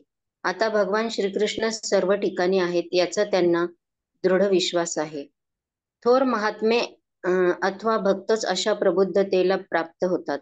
सर्वत्र वासुदेवच आहेत आणि त्यांच्या व्यतिरिक्त कशाचेही अस्तित्व नाही असा साक्षात्कार अशा दुर्लभ जनांनाच प्राप्त होतो, असे गीतेत 7.19 म्हटले आहे. येथे भीष्मदेवांसारख्या महाजनांनी प्रमाणित केल्याप्रमाणे वासुदेव किंवा भगवान श्रीकृष्ण हे मूळ पुरुषोत्तम आहेत. म्हणून नवीन साधकांनी आणि शुद्ध भक्तांनी त्यांच्या चरणांचे अनुगमन करायला हवे. हाच प्रेममय सेवेचा मार्ग आहे. श्रीकृष्ण हे पार्थसारथी रूपाने भीष्मदेवांचे आराधनीय विषय आहेत, तर सर्वाकर्षक श्यामसुंदर रूपाने ते गवळणींचे आराधनीय आहेत. अल्पमतीचे काही विद्वान वृंदावनाचे श्रीकृष्ण आणि कुरुक्षेत्रावरील श्रीकृष्ण ही दोन्ही वेगळी व्यक्तिमत्वे समजण्याची चूक करतात. परंतु भीष्मदेवांच्या मनात असा अपसमज नाही. निराकारवाद्यांचेही अंतिम गंतव्य निराकार ब्रह्मज्योतीच्या रूपाने भगवान श्रीकृष्णच आहेत आणि योग्यांचे गंतव्य असलेले परमात्मा देखील श्रीकृष्णच आहेत. ब्रह्मज्योती व स्थानविशिष्ट परमात्मा श्रीकृष्णांपासूनच प्रकट झालेले आहेत, परंतु तरीही त्यात श्रीकृष्ण नाहीत, त्यांचे मधुर संबंध नाहीत. भगवान श्रीकृष्ण शाश्वत रूपाने पार्थसारथी आहेत आणि वृंदावनातील श्यामसुंदरही आहेत, परंतु निर्गुण रूपाने ते ब्रह्मज्योतीतही नाहीत आणि परमात्म्यातही नाहीत. भीष्मदेवांसारख्या थोर महात्म्यांना श्रीकृष्णांच्या या विविध रूपांचे आकलन झालेले होते आणि म्हणून तेच सर्व रूपांचे मूळ आहेत हे जाणून ते त्यांची आराधना करतात. हरे कृष्ण प्रभूजी. धन्यवाद धन्यवाद मनोज. हरे कृष्ण. तर अशा प्रकारे आपण आता जी चर्चा केली की भगवंतांना जाणून घेण्याचे 3 स्तर आहेत. ब्रह्मन, जो की निराकारवादी व्यक्ती भगवंतांना केवळ आणि केवळ ब्रह्मज्योती स्तरावर जाणतात, परंतु तो प्रिलिमिनरी म्हणजे प्राथमिक स्तर आहे. आणि त्याच्यापेक्षा जो श्रेष्ठ स्तर आहे भगवंतांना जाणण्याचा, जो की योगी भगवंतांना परमात्मा रूपात जाणतात, परंतु तोही सर्वश्रेष्ठ स्तर नाही. ब्रह्मज्योती, परमात्मा आणि त्यानंतर सर्वश्रेष्ठ स्तर आहे भगवंतांना जाणण्याचा पूर्ण पुरुषोत्तम भगवान या रूपामध्ये. तर आपण आता खूप जवळ आलेलो आहोत हा अध्याय कन्क्लूड करण्याचा भीष्मदेवांचा. तर यानंतर अध्यायानंतर युधिष्ठिर महाराजांनी भीष्मदेवांच्या उपदेशानुसार कशा प्रकारे सर्व राज्याचा कारभार हाताळला आणि युधिष्ठिर महाराजांच्या राज्यामध्ये सर्व जगामध्ये आणि जगातल्या लोकांसाठी कशा प्रकारे भरभराट होती भौतिक स्तरावर आणि आध्यात्मिक स्तरावर, याचं वर्णन आपण या अध्यायाच्या नंतर करू. तर पुढच्या वेळेला हा अध्याय आपण कन्क्लूड करण्याचा प्रयत्न करू. हरे कृष्ण. कुणाचा काही प्रश्न आहे प्रभूजी माताजी आज आपण केलेल्या चर्चेवर? प्रभूजी मला एक प्रश्न होता. हा माताजी. प्रभूजी सतयुगामध्ये आपण बघितलं, सतयुग, त्रेतायुग आणि द्वापर मध्ये आपण बघितलं की अशा ज्या हाय क्वालिटी असुरांमध्ये पण होत्या, जे तपश्चर्या वगैरे हो. तर मग त्याच्यानुसार ना प्रभूजी ते त्यांचा जे शक्तीचा वापर आहे त्या चुकीच्या गोष्टींसाठी करायचे. मग आता कलियुग आहे, तर कलियुग मध्ये असुर वगैरे इकडे आपण बघतो की असं कुठेही आपण बघितले नाही असुर वगैरे. तर ते सगळे नष्ट झाले की आपल्याला ते दिसत नाही की आता एवढे आपली कॅपॅसिटी नसेल कदाचित, किंवा असं काहीतरी असेल की ज्यांच्यामुळे ते इकडे प्रवेश नाही करू शकत. खूप छान प्रश्न आहे माताजी. असं सांगितलं जातं की दैवी प्रकृती आणि आसुरिक प्रकृती, भगवद्गीता सांगते की ह्या भौतिक जगतामध्ये नेहमी अस्तित्वात असणार आहे. असं कधीच होणार नाही की आसुरिक प्रवृत्ती पूर्ण नष्ट होती. फक्त फरक हा आहे की अगोदरच्या युगांमध्ये हे असुर हे खूप शक्तिशाली होते, त्याच्यामुळे त्यांचं शास्त्रामध्ये एवढं विस्तारितरित्या वर्णन आपण पाहायला मिळतं. जसं की एक छोटीशी गोष्ट मला वाटतं आपण ह्या सेशन मध्ये पण बोललो की ज्यावेळेस अर्जुन त्याच्या पूर्वजांकडे, बली महाराजांकडे मदत मागण्यात, अर्जुन नाही, रावण त्याच्या पूर्वजांकडे म्हणजे बली महाराजांकडे मदत मागण्याकरिता गेला रामासोबत युद्ध सुरू होण्या अगोदर सुतल लोकामध्ये. त्यावेळेस बली महाराजांनी आपल्या महालाच्या बाहेर रावणाला एक पूर्ण सोन्याची मोठी टेकडी दाखवली अशी, आणि त्याला सांगितलं की तू ही टेकडी उचल म्हणून. तर रावणाला हलवता पण आली नाही एवढं शक्तिशाली असून. आणि त्यावेळेस बली महाराजांनी सांगितलं की ही जी सोन्याचं तुला पर्वत किंवा टेकडी जे दिसत आहे ते हिरण्यकशिपूच्या पायातलं एक आभूषण होतं, फक्त रिंग छोटीशी अशा प्रकारची, आणि त्याला जर तू हलवू शकत नाहीस तर विचार कर, अशा हिरण्यकशिपूला श्री नरसिंहदेवांनी भगवंतांनी ठार मारलं. त्याच्यामुळे तुझा प्रभू रामचंद्रांसमोर काही टिकाव लागणार नाही, तू कृपया सीता देवीला परत कर. परंतु रावण हा रावण होता, कधी ऐकला नाही.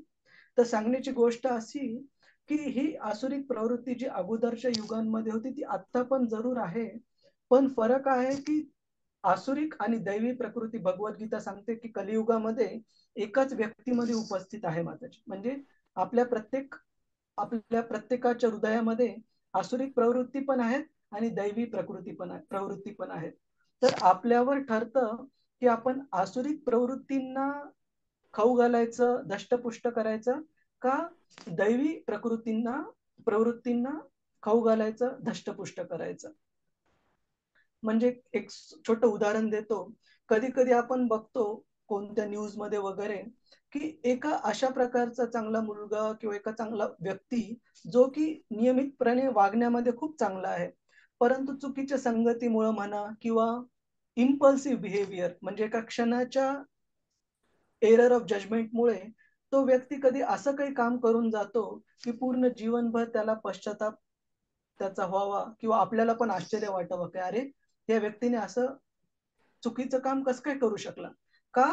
कारण त्या व्यक्तीमध्ये दैवी प्रवृत्ती पण आहेत, आसुरिक प्रवृत्ती पण आहेत, आणि आसुरिक प्रवृत्तीला ज्यावेळेस खत पाणी घातलं जातं त्या धष्टपुष्ट होतात, त्यावेळेस त्या आपल्या व्यवहारातून बाहेर पडायचा प्रयत्न करतात माताजी.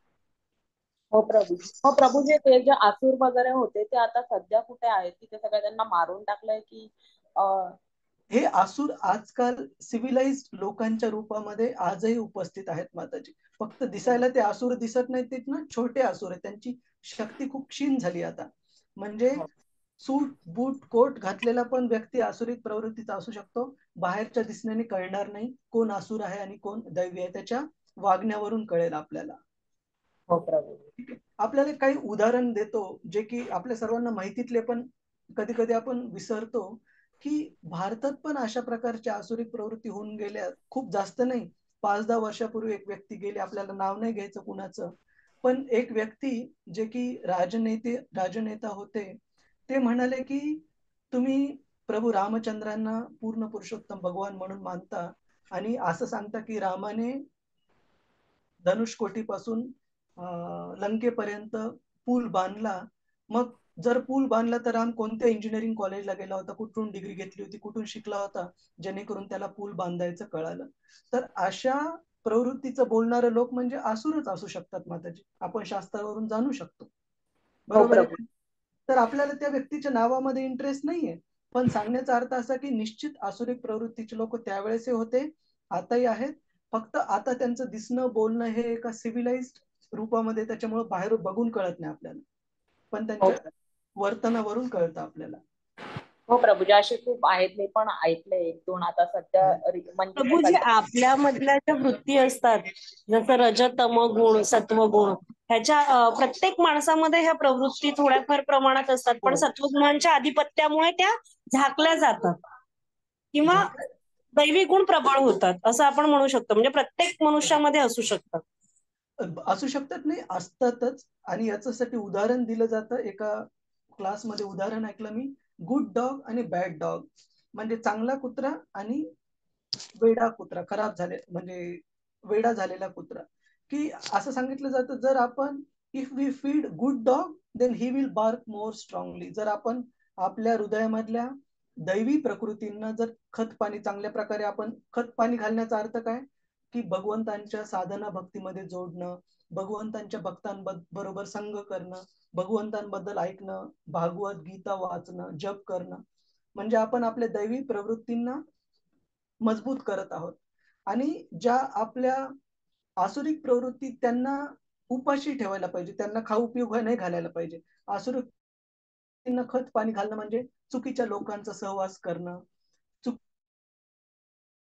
बघणं, ह्या जर आपण गोष्टी नाही केल्या तर आपले आसुरिक प्रवृत्ती या क्षीण होऊन जातील, त्या बाहेर जास्त येणार नाहीत. परंतु आपण जर काळजी नाही घेतली तर आसुरिक प्रवृत्ती खूप जास्त मजबूत होऊन दैवी प्रवृत्तींना त्यांचा सहवास नाही घेतला, दैवी प्रवृत्तींना आपण जर खाऊ पिऊ घातलं नाही. क्लिअर आहे प्रभूजी माताजी? हरे कृष्ण प्रभूजी, एक पॉइंट सांगू का? हा. आम्ही शाळेत असायचो ना, तर छोटी मुलं आम्हाला विचारायची की राक्षस म्हणजे त्याला शिंग असतात का, त्याला असं. तर आपण आता जे तुम्ही सांगितलं की बाह्य स्वरूप आणि आंतर स्वरूप, तर मग आम्ही त्यावेळेला मुलांना असं सांगायचो की राक्षस तसे शिंग वगैरे असलेले नसतात, पण त्याला त्यांचे जे आतले गुण असतात, वाईट गुण चांगले गुण, त्यावरून तो असुर ठरतो. तर मग त्या काळात सुद्धा प्रत्येक पर्सन बाह्य स्वरूपापेक्षा आंतरिक स्वरूपानुसार आज जसं तुम्ही सांगितलं तसं आपण आजच्या काळातही त्या पद्धतीने मुलांना सांगतो की असुर म्हणजे त्या काळात राक्षस होते, पण नाव राक्षस होतं. बरोबर ना प्रभूजी? बरोबर आहे. आणि आजच्या काळामध्ये ते राक्षस कदाचित तुम्हाला सूट बूट घातलेले चांगले एकदम सिव्हिलाइज लोकांच्या रूपात पण दिसू शकतील, पण ज्यावेळेस ते बोलायला सुरुवात करतात, ज्या प्रकारे ते वर्तन करतात, त्याच्यावरून आपण ओळखू शकतो की आसुरिक प्रवृत्ती कशा प्रकारे आहेत. ठीक आहे. आणि आपण या सर्वातलं कन्क्लुजन म्हणजे आपण हे लक्षात घ्यायला पाहिजे की आपल्या हृदयात पण आसुरिक वृत्ती ह्या खूप मोठ्या प्रमाणात आहेत आणि आपण काळजी घ्यायला पाहिजे की त्या धष्टपुष्ट स्ट्रॉंग होऊ नये. त्या जर स्ट्रॉंग झाल्या तर आपलं पण वागणं बोलणं हे त्याच प्रकारचं होईल. हरे कृष्ण. हरे कृष्ण प्रभूजी. आपल्या दर युगांगणिक आपली आध्यात्मिक स्तर कमी झालेला आपण पाहतो. 100, 75, 25, आता हा 25. त्याचप्रमाणे आसुरी प्रवृत्तीचे सुद्धा प्रभाव हा त्याचप्रमाणे कमी झाला असं म्हणता येईल. आसुरी प्रवृत्तीचा प्रभाव वाढत आहे प्रभूजी. इनफॅक्ट असं सांगितलं जातं की हा प्रभाव इतक्या स्तरावर वाढेल, कलियुग जसं पुढे जात जाईल की दैवी प्रवृत्तीचं पालन करणाऱ्या लोकांना जगणं पण मुश्किल होईल प्रभूजी. ओके. ठीक आहे. म्हणजे उलटी परिस्थिती खूप अवघड आहे आणि मग कोणी म्हणू शकेल की अरे हे तर भगवंतांकडून खूप अवघड परिस्थिती आपल्याला निर्माण करून दिली जाते. नाही, त्याच्यासोबत भगवंत उपाय पण देत आहेत, पण त्या उपायाचा किती फायदा घ्यायचा हे आपल्या हातामध्ये. बरोबर. हरे कृष्ण. हरे कृष्ण. हरे कृष्ण प्रभूजी. हा माताजी. प्रभूजी मला एक डाऊट आहे, म्हणजे कलियुगामध्ये नामस्मरण सांगितलेलं आहे. हे आता मी पण जप करते, पण जेव्हा कोणी विचारतं की तू सायन्सची मुलगी आहे बाबा, नामस्मरणाच्या मागे सायंटिफिक रिझन काही असं आहे का?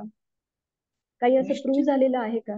निश्चित आहे. याच्यावरचं आर्टिकल पण तुम्ही वाचा की भगवंतांच्या नामस्मरणाने सायंटिफिक रित्या पण प्रूव्ह झालेलं आहे की कशा प्रकारे वाइब्स जे असतात, वाइब्सला आपण मराठीत काय म्हणतो, लहरी किंवा प्रवाह जे म्हणतो, ते पॉझिटिव्ह लहरी, नामस्मरणाने लहरी तयार होतात, ज्या शारीरिक, मानसिक आणि बौद्धिक स्थितींना एकत्रित, म्हणजे योगा ज्याला आपण जोडणं म्हणतो, सबकॉन्शियस बॉडीजचं, ते एकत्रित पण करतात आणि आध्यात्मिक कोशापर्यंत आपल्याला घेऊन जातात त्या लहरी.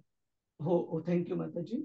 आणि काही काही उदाहरणं मी आपल्याला सांगेल की जसं हे पण पाहिलं गेलेलं आहे की पाणी जे पाणी त्याला बर्फाच्या ह्याच्यामध्ये हे करताना कन्वर्ट करताना असं सांगितलंय की वेगवेगळ्या प्रकारच्या ध्वनी लहरींच्या संपर्कात आणलेलं आहे की जिथं की खूप दुसऱ्याबद्दल वाईट बोलणे, कठोर बोलणे, रागात बोलणे, आरडाओरडा करून बोलणे, अशा प्रकारच्या लहरींच्या याच्यामध्ये किंवा भगवंतांच्या नामस्मरणाच्या याच्यामध्ये, आणि असं पाहिलं गेलेले की जे क्रिस्टल फॉर्म होतात शेप न देता, ते हे ओबडधोबड फॉर्म झालेले, ज्या वेळेस निगेटिव्ह साऊंड व्हायब्रेशन ज्याला म्हणतो आपण, त्या वातावरणामध्ये क्रिस्टल फॉर्म झालेले आणि जे भगवंतांच्या नामस्मरणामध्ये क्रिस्टल फॉर्म झालेले, त्याच्यामध्ये खूप मोठा फरक अनुभवलेला आहे.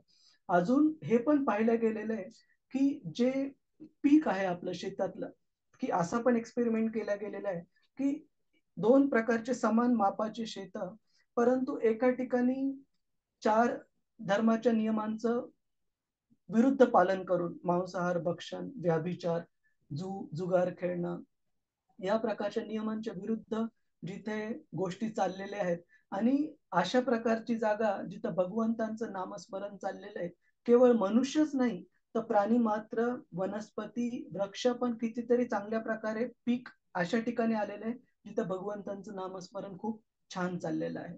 म्हणजे अशा वेगवेगळ्या. आणि अजून एक उदाहरण, मॉडर्न कार्डिओलॉजिस्टनी पण प्रूव्ह केलेलं आहे की भगवंतांचं नाव जसं विठ्ठल विठ्ठल विठ्ठल, तुम्ही सर्च करून पहा, काही काही ठिकाणी हार्ट पेशंटला जे बाकीचे उपाय आहेत त्याच्यासोबत भगवंतांचं नामस्मरण पण सांगितलंय आणि त्यांच्या हृदयाचे ठोके म्हणा, हृदयाचं फंक्शन म्हणा, ते नियमित होण्यासाठी, व्यवस्थित होण्यासाठी. ऑब्व्हियसली आपलं कारण ते नाहीये नामस्मरण करण्याचं, पण सांगण्याचा हेतू हा की भगवंतांचं नाव हे ह्या जगातल्या बाहेरच्या गोष्टी ज्या आपण अनुभवू शकतो त्याच्यामध्ये पण कशा प्रकारे पॉझिटिव्ह बदल आणतात. तर निश्चित आपल्या हृदयाच्या शुद्धीकरणामध्ये पण पॉझिटिव्ह बदल याचा होतो माताजी. आपले विचार, आपले आचार पण बघा तुम्ही, भक्तीमध्ये येण्याच्या अगोदरचं आणि आता आल्यानंतरचं जर आपण प्रामाणिकपणे करत राहू तर निश्चित फरक वाटेल आपल्या स्वतःच्या वागण्यामध्ये पण. हो प्रभूजी, हे सगळे एक्झाम्पल्स ना, हे सगळे भौतिक ह्याच्या प्रगतीचे आहेत ना. म्हणजे हे तुम्हाला भगवत धामापर्यंत नेईल ह्याचं काही आहे का असं? याचं शास्त्रातून आपल्याला रेफरन्स घेणं आवश्यक आहे. कारण प्रॉब्लेम काय आहे, जर आपण आध्यात्मिक गोष्ट भौतिक इंद्रियांच्या स्तरावर जर जाणून घेण्याचा प्रयत्न केला तर मर्यादा निश्चित राहतील माताजी. कारण आपल्या भौतिक इंद्रियांना जाणून घेण्याचा आपला स्तर सीमित आहे. उदाहरण सांगतो की कितीतरी गोष्टी ज्या आपल्याला दूरच्या दिसत नाहीत, खूप जवळची पण छोटी गोष्ट दिसत नाही, कारण आपली पाहण्याची क्षमता ही सीमित आहे, आपली ऐकण्याची क्षमता ही सीमित आहे. त्याच्यामुळे जर आपल्याला ही गोष्ट कळून घ्यायची की भगवत नाम हे भगवत धामात जाण्यासाठी कसं फायद्याचं ठरतं, तर आपल्याला शास्त्राचाच आधार घ्यावा लागेल, ज्याच्यासाठी ऑथॉरिटीजनी जे प्रमाण दिलेलं आहे, जे ऋषीमुनी आहेत, जे महाजन आहेत, भीष्मदेवांसारखे, त्यांनी सांगून दिलेले जे प्रमाण आहे त्याचाच आधार घ्यावा लागेल माताजी आपल्याला. आणि त्याच्यामध्ये खूप सारे रेफरन्सेस अवेलेबल आहेत. आणि केवळ शास्त्रच नाही तर त्या शास्त्रामध्ये दिलेली जी तत्व आहेत त्याचा वापर करून परिपूर्ण झालेल्या लोकांचं उदाहरण पण आपल्या समोर आहे, हजारो लाखो करोडो लोकांचं. हो प्रभूजी. प्रभूजी अजून एक प्रश्न होता, जसं ब्रह्मस्तरावर प्रकाश, परमात्मा स्तरावर आपण चतुर्भुज रूप, तसं भगवान स्तरावर श्याम सुंदर रूप म्हणजे द्विभुज रूप का? जे आपण मंदिरात बघतो, हातात बासरी आणि हो माताजी. पंढरपूरला पण बघतो आपण विठ्ठलाची, विठ्ठलांचं, हा विठ्ठलांचं रूप ते श्रीकृष्ण असेल, श्रीकृष्ण, हो, रुक्मिणी आणि श्रीकृष्ण. हो. आणि प्रभूजी अजून एक सांगू का की नामस्मरण जे आपण म्हणतो की आपल्याला ते घेऊन जाईल का तिथे वगैरे, हे सगळं बघण्यापेक्षा ना आपण आपल्यामध्ये काय फरक पडतो हे आपल्या स्वतःला कळतं, हे समजतं. हे कुणाला सांगावं लागत नाही किंवा आपण दुसऱ्यांची उदाहरणं जरी नाही घेतली, हे आपण स्वतः अनुभवू शकतो ह्या गोष्टी, की आपण जेवढं जास्त नामस्मरण करू तेवढ्या नको आहेत त्या गोष्टी ज्या आपल्यासाठी शाश्वत, म्हणजे लॉंग टर्म ज्या गोष्टी व्यवस्थित नाहीये त्या आपोआप दूर होत जातात. अशा व्यक्ती की ज्यांच्यामुळे तुमच्या भक्तीमध्ये काही अडथळे येऊ शकतात किंवा अशा काही, तर हे जे नको आहे ते आपोआप दूर होत जातात तुमच्यापासून आणि तुम्ही कॉन्सन्ट्रेशन करू शकता नामस्मरणावर. या गोष्टी घडत जातात, असा माझा अनुभव आहे. आणि प्रभुपाद जी उदाहरण देतात की एका भुकेलेल्या माणसाला जर तुम्ही अन्न देत असाल आणि तो जर खात असेल तर त्याला बाकीच्या कोणी सांगण्याची गरज नाही पोट भरलंय का, त्याला कळेल त्याचं. करेक्ट ना? तसं जसं माताजींनी सांगितलं आता की आपण जर भगवंतांचं नामस्मरण, भक्तीचं साधना, भक्तीचा तत्व आपल्या जीवनामध्ये आचरणात आणली तर आपल्या स्वतःला पण फरक जीवनातल्या क्वालिटीचा कळेल. हरे कृष्ण. हरे कृष्ण प्रभूजी. मी स्वतः पाहिलंय असं, माझे आजोबा वारकरी होते आणि ना ते सतत म्हणजे 24 तास त्यांच्या म्हणजे तोंडात असायचं विठ्ठल विठ्ठल विठ्ठल. ते 90+ जगले आणि इतकं शांत, म्हणजे इतकं आदर्श आयुष्य मी कोणाचंच नाही पाहिलंय.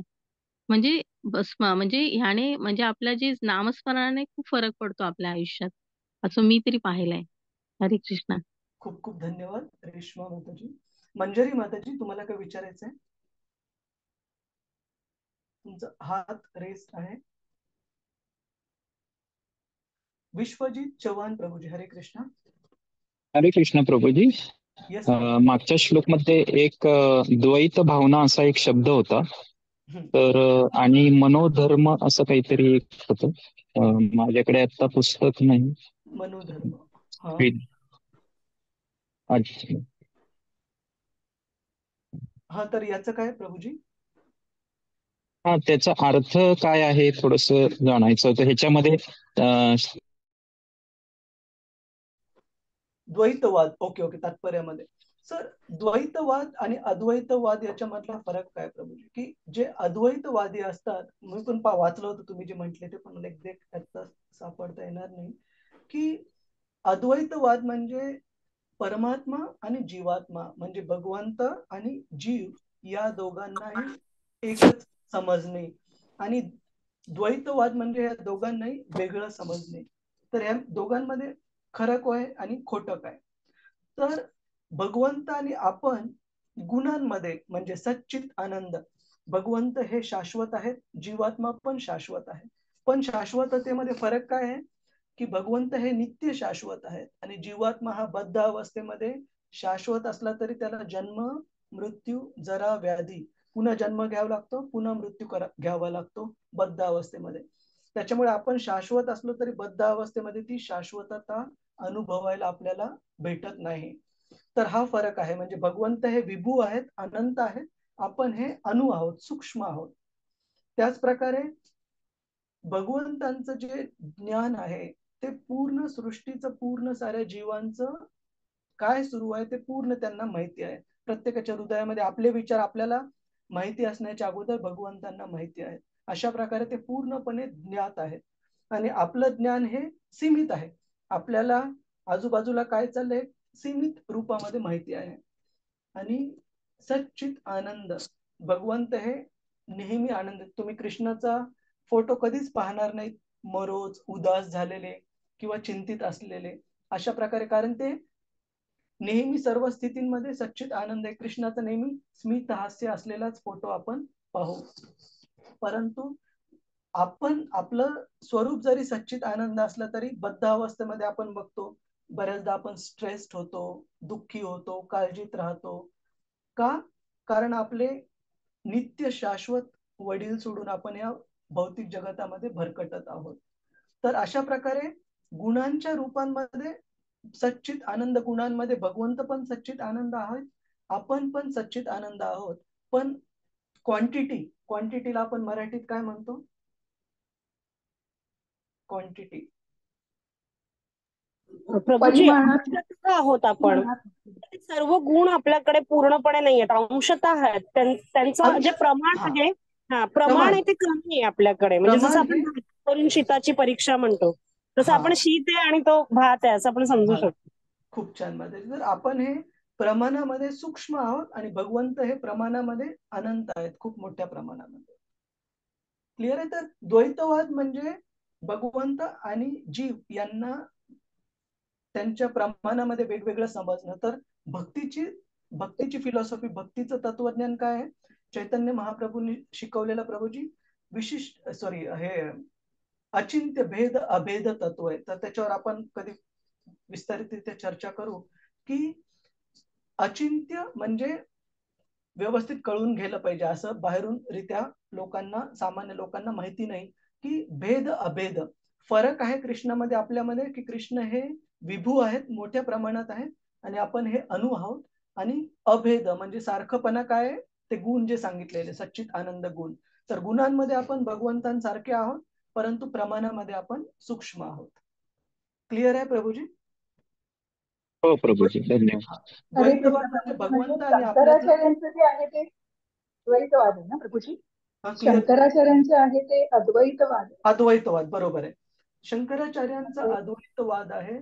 मध्वाचार्यांनी द्वैतवाद शिकवला की भगवंत आणि जीव हे कधीही एक असू शकत नाही, त्यांच्यामध्ये फरक हा नेहमी असणार.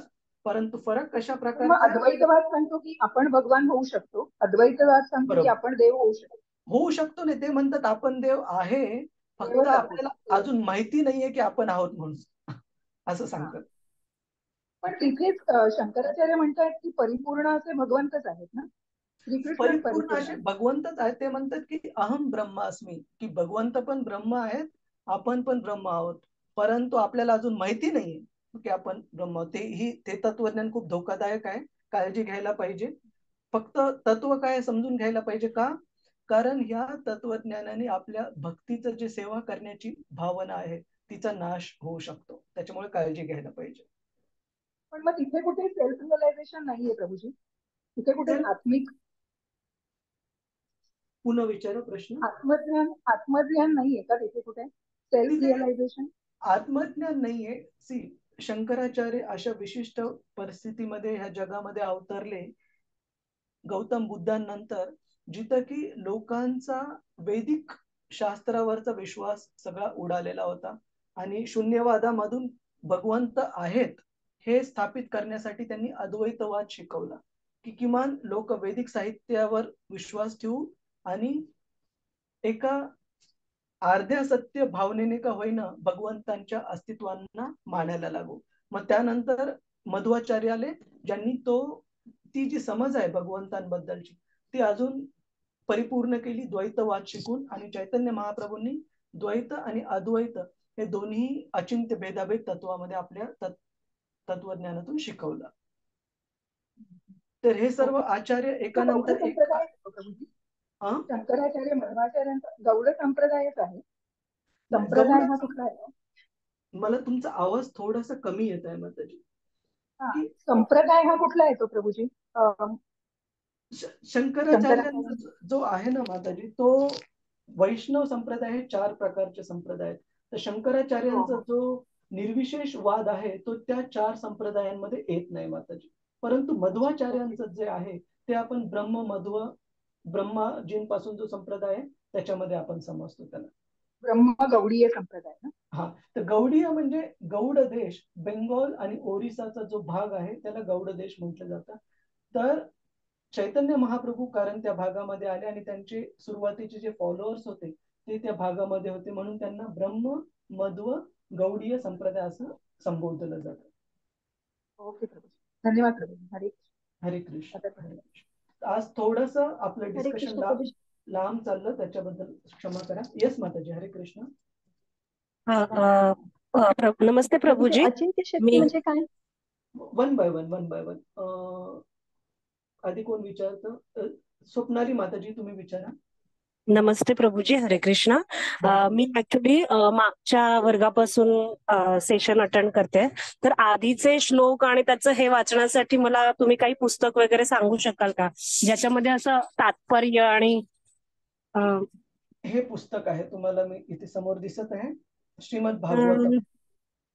एक मिनिट, पुस्तक मला क्लिअरली दिसत नाहीये प्रभूजी. आम्ही तुम्हाला याची ना लिंक वगैरे पाठवू माताजी, किंवा जवळच्या इस्कॉन सेंटर मध्ये पण तुम्हाला भेटेल. मी तुम्हाला ग्रुपवर शेअर करेन.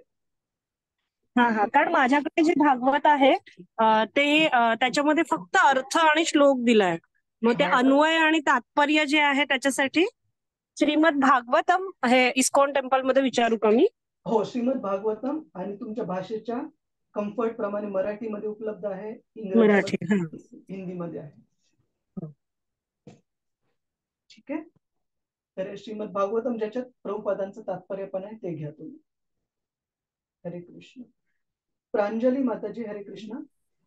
हरे कृष्ण प्रभूजी. अचिंत्य शक्ती म्हणजे नेमकं काय प्रभूजी? भगवंताची अचिंत्य शक्ती इनकन्सिवेबल, जी की आपल्या इंद्रियांनी समजून घेणं हे शक्य नाहीये, अशक्य आहे. जसं मी तुम्हाला नेहमी उदाहरण देतो की आपण पाहू शकतो, पण आपल्या पाहण्याची क्षमता काय? आता जर रूम मधला लाईट बंद केला, रात्र असेल तर काहीच दिसणार नाही. आपली पाहण्याची क्षमता ही सूर्यावर आणि इलेक्ट्रिसिटी लाईटवर अवलंबून आहे. त्याचा अर्थ असा की आपल्या इंद्रियांची क्षमता ही सीमित आहे. त्याचप्रमाणे असं सांगितलं जातं, जी कानाची ऐकण्याची क्षमता आहे, ध्वनी लहरी, आपण एका फ्रिक्वेन्सी रेंज मधलाच ध्वनी ऐकू शकतो. त्या फ्रिक्वेन्सी पेक्षा हाय फ्रिक्वेन्सी जो आवाज असेल किंवा लो फ्रिक्वेन्सी असेल तर आपण तो ऐकू शकत नाही. कुत्रे, मांजरी, गाई हे आपल्यापेक्षा जास्त फ्रिक्वेन्सीचे ध्वनी पण ऐकू शकतात. तर भगवंतांची अचिंत्य शक्ती म्हणजे शक्ती जी आपल्या भौतिक इंद्रियांद्वारे आपल्याला त्याची हे करणं, समजून घेणं पूर्णपणे हे अवघड आहे, म्हणून त्याला अचिंत्य म्हटलं जातं. ठीक आहे माताजी. हो प्रभू. म्हणजे एक छोटं उदाहरण देतो तुम्हाला मी. मुंगी आहे, मुंगीला पूर्णपणे कळेल का प्रांजली माताजी पूर्ण कशा आहेत त्या? नाही कळणार. कारण मुंगी जर तुमच्या पायासमोर आली तर मुंगीला वाटेल की अरे हा पायाचा भाग म्हणजे एवढा मोठा भाग आहे, तर मनुष्य म्हणजे कदाचित एकदम भिंतीसारखा असं.